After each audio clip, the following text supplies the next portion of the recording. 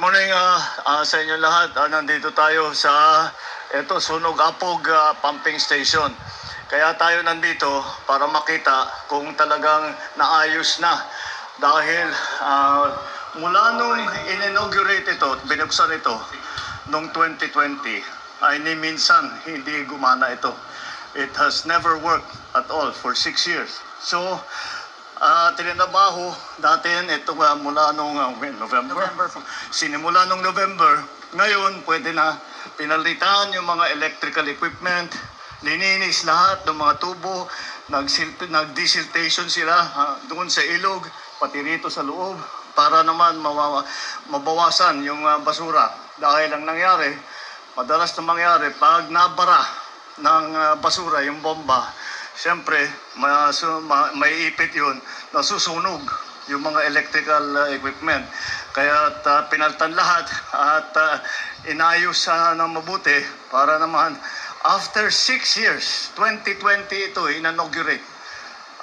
After 6 years lang, naging maayos ulit. Naging maayos, never naging maayos ngayon. Ngayon lang naging maayos para umandar ulit. Ito, umaandar ito. Sinasabi nila sa akin, pag umandar ito, umaandar 5 minutes. Tapos barado na. Kaya merong counting problema sa pagka-design. Kaya inayos natin lahat. Kaya mabuti na lang dahil ang laki, lalo na itong area na ito sa likod ninyo. Itong area na ito, malalim yan eh. Kaya mabilis mabaha. Ngunit nung inon namin, yung isang bomba, isa pa lang yun di ba? Out of the 3. 50% capacity pa. At yung isang bomba lang, at pinatakbo namin at 50% capacity, kitang-kita, ang laki ng binabana ng tubig. Siguro mga 1 foot, mga 12 inches ang binabana na kagad ng tubig.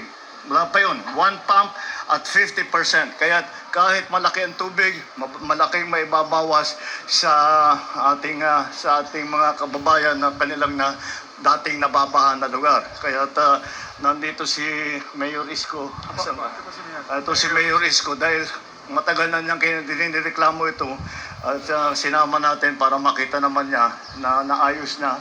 At tingnan natin pagdating ng tag-ulan, pag effective, dahil sa ating palagay, sa design niya ngayon, pwede na.